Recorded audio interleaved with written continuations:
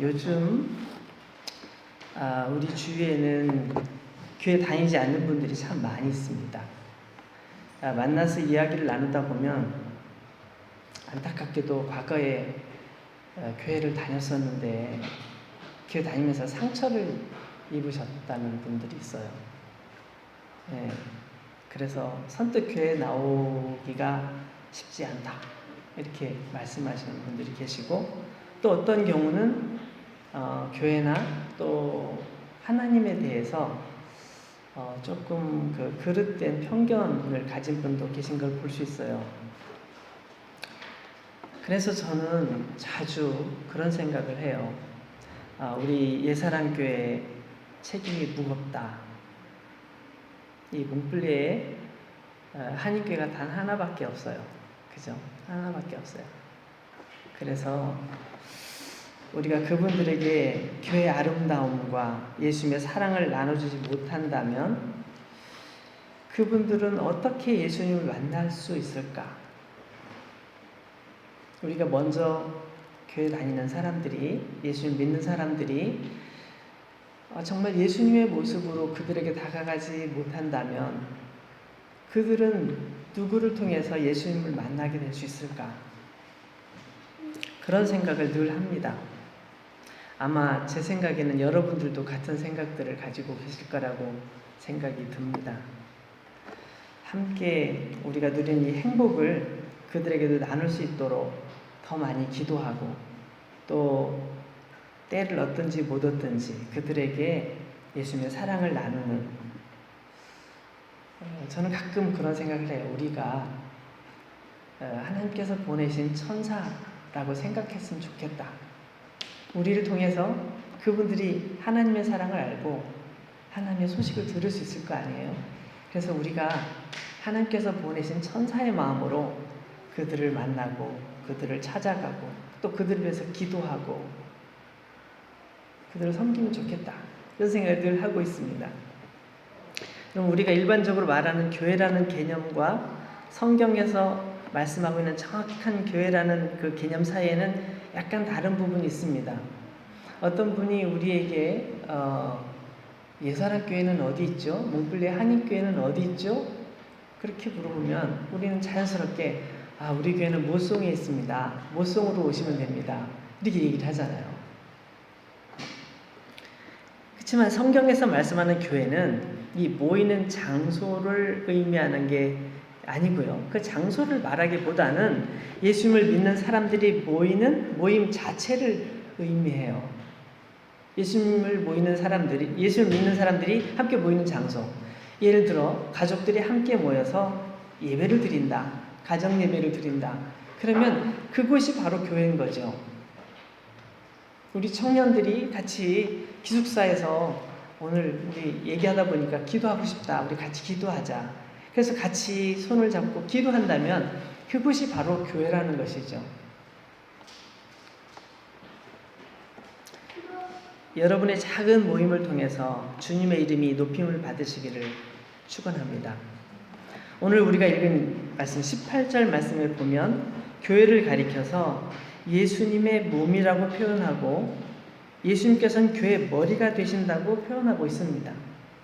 오늘 그리스도인과 그리스도의 몸인 교회의 관계에 대해서 잠시 생각을 해보려고 합니다. 먼저 성경에서 말씀하는 교회란 어떤 곳인가를 한번 찾아봤으면 좋겠는데요. 오늘 우리 골로새서를 그냥 접어둔 채로 고린도전서 1장을 한번 보겠습니다. 고린도전서 1장에 보면 교회에 대해서 소개하고 있는 부분이 있는데요. 고린도전서 1장 2절 말씀을 함께 볼까요? 고린도전서 1장 2절 말씀. 여기 말씀을 보면 이렇게 나와 있습니다.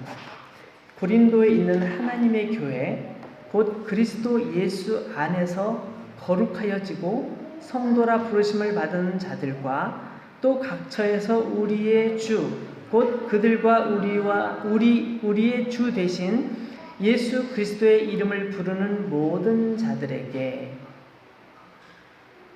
앞에는 하나님의 교회라고 그랬어요.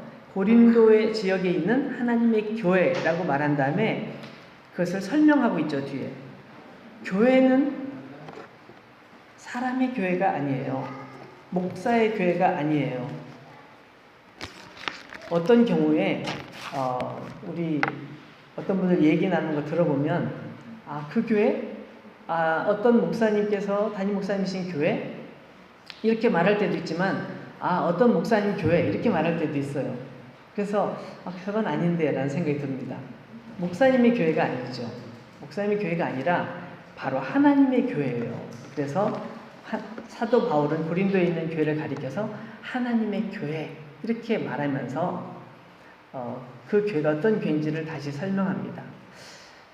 저는 이 말씀을 전하는 걸 준비하면서 이 생각이 났어요. 제가 전에 사역하던 교회에 목사님 생각이 났어요. 지금은 연세가 90세 되시는 아주 연로하신 목사님이신데요. 그 목사님께서 사역하시는 교회가 서울 시내 한복판에 있습니다. 광화문 근처에 있어요. 근데 그 교회에서 이 목사님이 오랫동안 사역을 하셨죠. 근데 이 목사님 굉장히 검소하세요. 이분이 대학교에서 신학대학원에서 20년 넘게 강의를 하시는 그런 교수님이시기도 하셨는데 교회를 꾸준히 사역하시면서 너무너무 검소하신 거예요. 그래서 설교 원고를 쓰실 때 설교 원고를 그 집에 오는 신문지에 껴있는 광고지 있잖아요. 광고지에다가 뒷면에다가 설교 원고를 쓰시는 거예요. 그래서 가끔 설교하시다 원고를 이렇게 드시면 박앤세일 뭐 이런 게 딱 보일 때가 있어요. 네. 근데 교회 성도들이 다 그 목사님을 존경해요. 교회에서 어떤 일을 큰 행사를 하고 싶어가지고 어떤 장로님이 제안을 하시잖아요. 그럼 목사님이 잠시만요. 우리 좀 더 기도해 봅시다. 돈이 많이 들어가는데 그게 꼭 필요한 겁니까? 옆에 교회도 하고요. 옆에 교회도 하고 이거 해야 됩니다. 아니요. 조금 더 기도해 봅시다. 그렇게 말씀하세요. 그러니까 교회 행사도 다 성도들이 낸 헌금으로 교회 행사를 하는데 이걸 함부로 할 수 없다는 것이죠. 그 헌금을 함부로 하나님께 드려지는 예물을 함부로 쓸 수 없다는 거예요. 심지어는 종이 하나조차도 그냥 함부로 쓸 수 없다는 거예요. 그러니까 아끼시는 거죠. 너무너무 철저하게 아끼시는 그 목사님. 근데 그렇게 물질에 대해서 아끼실 뿐만 아니라 성도님들을 너무너무 사랑하셔서 한 분 한 분의 생일까지 다 기억하세요. 어린아이가 태어났는데 작년에 몇 월 며칠에 태어났었죠? 라고 딱 얘기하실 정도로 성도들의 모든 삶을 다 기억하시는 거예요. 예수님의 마음으로 성도들을 그렇게 사랑하고 아끼시니까 성도들이 멀리서부터 오세요. 그래서 서울 시내 한복판에 있는 교회인데도 저 의정부, 평택, 인천, 저기 남양주, 수원, 먼 지역에서부터 1시간, 2시간 걸려도 그 교회를 오는 거예요. 왜냐하면 참 목사님께서 예수님의 마음으로 우리에게 말씀 전해주시고 정말 겸손하시고 아주 근검절약하시고 모든 모습이 예수님같이 보이는 거죠. 근데 그 교회에 또 다른 분이 있어요. 한 분은 장로님이세요. 연세가 그 목사님하고 같으세요. 아주 지금 연로하시죠? 근데 그 장로님은 성도님들의 모든 삶을 정말 아버지처럼 돌보는 분이에요. 누구에게 무슨 문제가 생기면 제일 먼저 달려가시고 그 가정을 위해서 기도하시고 그 가정의 문제를 잘 파악해가지고 늘 기도하는 거예요. 그래서 저는 그 교회에서 사역을 하면서 정말 많이 배웠어요. 늘 목사님을 보면서 성도들이 다 존경하고 이 목사님 스스로가 이 교회는 하나님의 교회라고 인정하는 그 모습을 다들 느끼는 거죠. 우리 목사님처럼 나도 그렇게 교회를 섬겨야 돼. 그런 마음으로 집사님들이 교회를 섬기시고 장로님들이 교회를 섬기시는 거예요. 또 그 장로님을 뵐 때마다 정말 연세가 많으시니까 피곤하니까 안 다니실 수도 있잖아요.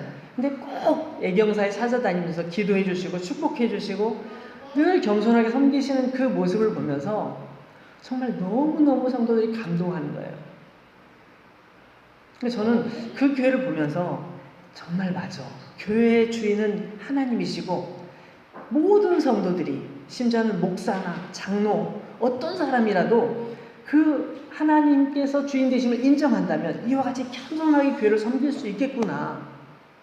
나도 그런 모습으로 교회를 섬기는 사람이 됐으면 좋겠다. 이런 생각을 늘 했습니다. 어떤 사람이 주인 되는 것이 아니라 하나님께서 교회의 주인이 되시는 거죠. 그럼 이어서 하나님의 교회란 무엇을 말하는지 의미를 설명하는데 두 가지로 나와 있어요. 잘 보세요. 첫째는 그리스도 안에서 거룩하여지고 성도라 부르심을 받은 자들. 둘째는 어느 곳에 흩어져 살고 있든지 간에 예수님을 주님이라고 부르는 모든 사람들. 이렇게 두 가지 모습이 나와 있습니다. 그리스도 안에서 거룩해졌다 라고 하는 이 표현은 어떤 의미가 있을까요? 우리가 어떻게 해야 거룩해질 수 있을까요? 여러분, 우리 스스로 거룩해지려고, 경건해지려고 노력해야 됩니다. 철저히 노력해야 됩니다. 가능하면 우리가 어떻게든지 거룩해지려고 노력해야 됩니다. 근데 거기에는 한계가 있어요. 우리가 노력해지려고 하지만 우리가 스스로 하는 노력이 하나님께서 말씀하시는 그 거룩함과 비교할 수 있을까요? 비교할 수 없어요. 우리가 거룩하다고 생각하는 이 정도면 되겠지라고 생각하는 것과 하나님의 거룩하심은 비교할 수 없어요. 이 정도면 됐잖아요 라고 말하는 것은 잘못된 그런 이야기예요. 그럼 어떻게 해야 하는가? 예수님께서 나의 모든 죄를 용서하시기 위해서 십자가에 죽으셨고 그것을 나는 인정하는 거예요. 내 스스로는 아무리 깨끗하려고 노력해도 내 죄를 다 깨끗하게 할 수 없지만, 내 스스로를 거룩하게 할 수 없지만 예수님의 십자가가, 예수님의 보혈이 나의 모든 죄의 문제를 해결하시고 나를 거룩한 하나님의 사람으로 세우셨구나 라는 사실을 인정하는 것입니다.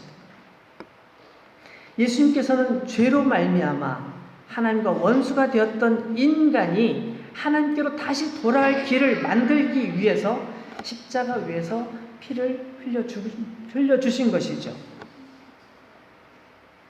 그래서 오늘 말씀으로 다시 돌아가 보시면 골로새서 1장 20절 말씀에서도 이렇게 말씀합니다. 그의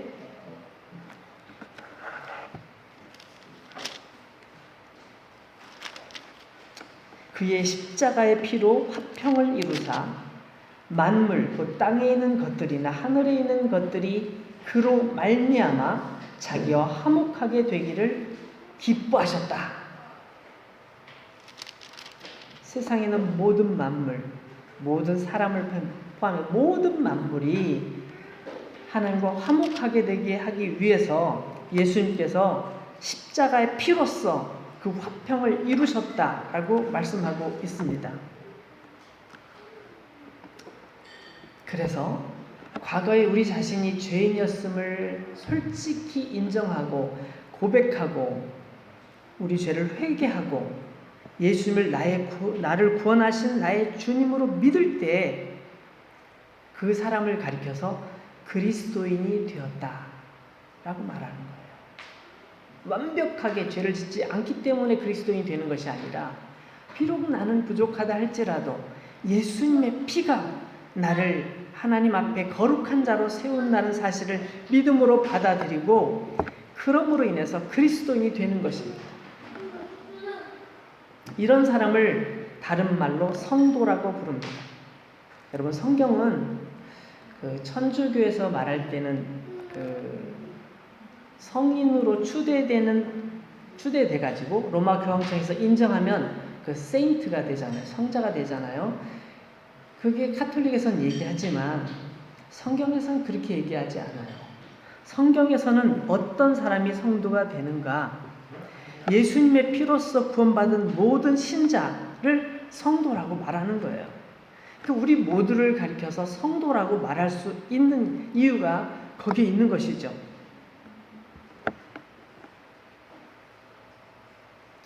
신약 성경을 찾아보면 이 교회라는 단어가 많이 등장해요. 많이 등장하는데요. 원래 헬라어 성경을 찾아보면 이게 에클레시아라고 되어 있어요. 에클레시아. 이 에크라는 말은 전치사고 이 안에서부터 밖으로 이런 말이 있고요. 에크. 그 다음에 부른다는 의미로 클레오, 칼레오라는 말이 있어요. 불러낸다. 칼레오. 그래서 이 칼레오가 붙으면서 에클레시아라는 단어가 생긴 거예요. 그래서 세상 밖으로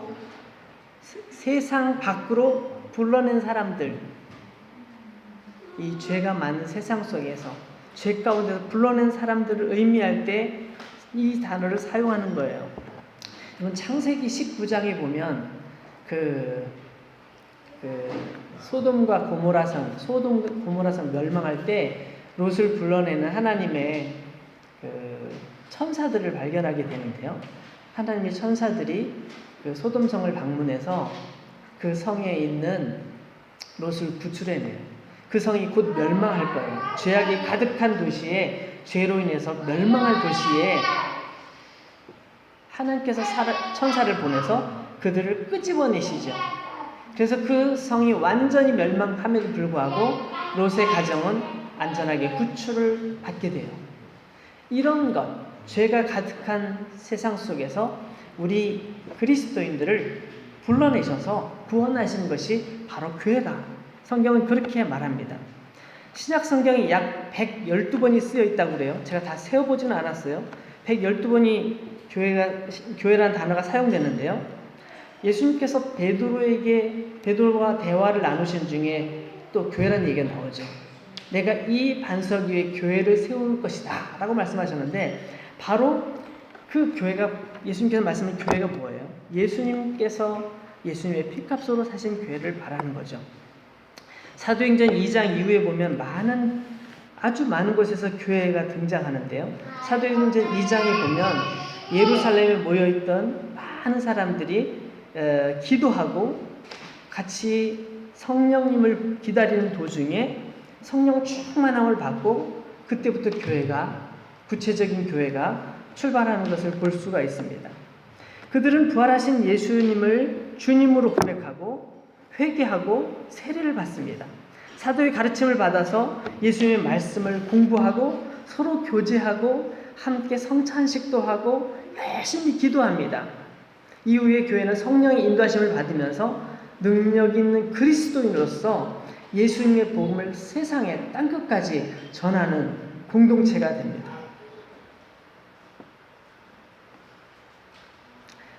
여러분, 바울은 그가 보낸 서신서 안에서 계속 교회가 인간의 신념이나 상상에 의해서 결합된 단체가 아니라는 것을 얘기합니다. 교회는 하나님께서 세우신 것이고 하나님의 교회라는 것을 계속 얘기합니다. 교회 안에 성령님이 거하신다고 말씀합니다. 성령 하나님에 의해서 하나가 되는 공동체, 성령님에 의해서 공동체가 하나가 된다고 얘기합니다. 특히 중요한 것은 교회가 그리스도의 몸이라는 거예요. 그래서 고린도, 로마서, 에베소서, 골로새서 계속해서 교회가 예수님을 머리로 한 몸이라고 계속 설명을 하고, 교회는 예수님의 지체라고 얘기합니다. 한 곳을 찾아보고 싶은데요. 에베소서, 우리 골로새서 바로 앞에 있는 에베소서에 한 곳 찾아볼게요. 에베소서 4장 11절부터 한번 찾아보도록 하겠습니다. 에베소서 4장 11절부터 16절까지 말씀을 보시면 교회란 어떤 것이고 교회는 하나님께서 어떤 모습으로 이끌어 가시는지를 보여주는 내용이 나오는데 이렇게 나와 있습니다. 에베소서 4장 11절, 그가 어떤 사람은 사도로, 어떤 사람은 선지자로, 어떤 사람은 복음 전한 자로, 어떤 사람은 목사와 교사로 삼으셨으니 이는 성도를 온전하게 하여 봉사의 일을 하게 하며 그리스도의 몸을 세우려 하심이라. 교회 안에 여러 직분들이 있어요. 여러 종류의 직분들이 있는데 이것은 성도들을 온전하게 해서 섬기는 일을 하게 하고 그리스도의 몸을 온전하게 세우기 위한 거라는 거죠. 계속 더 읽어봅니다. 우리가 다 하나님의 아들을 믿는 것과 아는 일에 하나가 되어 온전한 사람을 이루어 그리스도의 장성한 분량이 충만한 데까지 이르리니. 자, 여기 보세요. 우리가 다 하나님의 아들을 믿는 것, 또 하나님의 아들에 대해서 아는 일에 하나가 돼요. 하나가 다 같이 하나가 되어서 온전한 사람을 이루어서 그리스도의 장성한 분량이 충만한 데까지 이른다. 이건 무슨 얘기냐면 교회가 하나의 몸으로서 온 몸이 건강한 거죠. 팔도 건강하고 다리도 건강하고 머리도 건강하고 눈도 잘 보이고 귀도 잘 들리고 맛도 잘 느끼고, 이게 건강한 사람의 모습이잖아요. 마찬가지로 교회의 다양한 여러 가지 직분들을 맡은 사람들이 각각의 상황 속에서 충성을 다해 섬기고 온전하게 섬김으로 인해서 그리스도의 몸인 교회가 든든하게, 튼튼하게, 아름답게, 건강하게 세워져 갈 것을 말씀하고 있는 거예요. 그래서 장성한 분량이 충만한 데까지 이르리니, 이렇게 말씀하고 있는 거죠. 14절, 이는 우리가 이제부터 어린 아이가 되지 아니하여 사람의 속임수와 간사한 유혹에 빠져 온갖 교훈의 풍조에 밀려 요동하지 않게 하려 함이라. 여러분, 이 말씀은 굉장히 중요합니다. 왜냐하면 우리가 세상을 살아가면서 점점 세상과 교회가 많이 달라지고 있다는 것을 우리는 느끼고 있습니다. 점점 세상이 교회와 멀어지고 교회가 전하는 복음에 대해서 아주 우습게 여기는 시대를 우리는 맞이하고 있습니다. 무시하고 있습니다. 그렇지만 그 안에 진정한 행복이 있는 것도 아니고 그 안에 영원한 것이 있는 것도 아니에요. 그래서 14절에 있는 것처럼 사람의 속임수, 간사한 유혹, 온갖 교훈의 풍조, 이런 것들로 인해서 사람들이 마구 흔들릴 때 우리가 건강한 교회, 튼튼한 교회, 믿음의 교회 안에 있다면 그런 모든 것들에 흔들리지 않고 하나님 말씀에 바로 서서 이 흔들리는 세상 속에서 흔들리지 않는 그리스도인으로서 남아있을 수 있다는 것을 말씀하고 있는 거예요. 그런 목적이라는 것이죠. 15절, 오직 사랑 안에서 참된 것을 하여 범사에 그에게까지 자랄지니라. 그 조금 전에 13절에 장성한 분량이 충만한 데까지, 누구의 장성한 분량? 그리스도의 장성한 분량이 충만한 데까지 이룰 거라고 말씀했는데, 그 말씀이 15절에서 그에게까지 자랄지라. 예수님을 롤모델로 삼고 그에게까지 쭉 자라는 것. 그는 머리 곧 그리스도라. 이렇게 말씀하고 있습니다. 16절 한 절 더 읽어볼게요. 그에게서 온 몸이 각 마디를 통하여 도움을 받음으로 연결되고 결합되어 각 지체의 분량대로 역사하여 그 몸을 자라게 하며 사랑 안에서 스스로 세우느니라. 교회가 어떤 모습으로 건강하고 아름답게 성숙해가고 성장해가는지를 보여주는 말씀입니다. 교회가 사람이 많이 모이는 교회가 성장한 교회가 아니고요.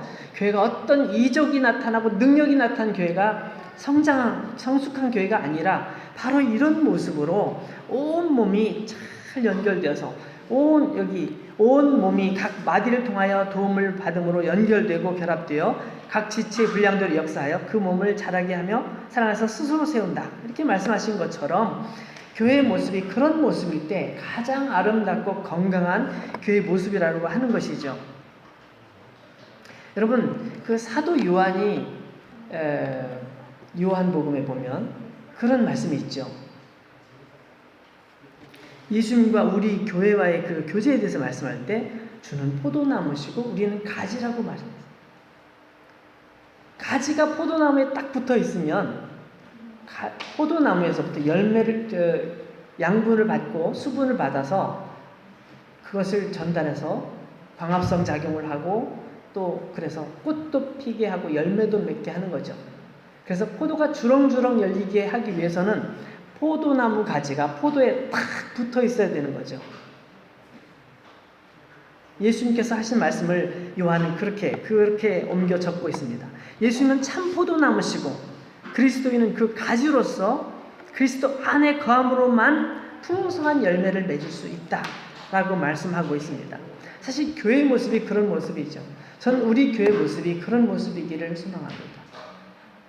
우리가 예수님의 사랑 안에서 정말 각 지체들이 각각 주님께 주신 그 은사를 따라 섬기고 서로 사랑으로 섬기고 서로를 위해 중보하고 서로를 돌아봄으로써 온전한 교회를 세워나갈 때 그 교회는 건강한 교회고 우리 하나님께서 기뻐하시는 교회고 주님과 연결된 밀착된 그런 아름다운 교회가 될 줄로 믿습니다. 그리스도의 사랑 안에 거하고 그 사랑 안에 살고 그 사랑을 나누는 교회, 그런 교회가 되기를 소망합니다. 그리스도인은 그리스도의 몸과 어떤 존재냐? 바로 이와 같은 존재라고 성경은 우리에게 가르쳐주고 있습니다. 저와 여러분들이 이와 같은 아름다운 교회가 되도록 더 열심히 기도하고 섬길 수 있는 저 여러분들 모두가 되시기를 축원합니다. 기도하겠습니다.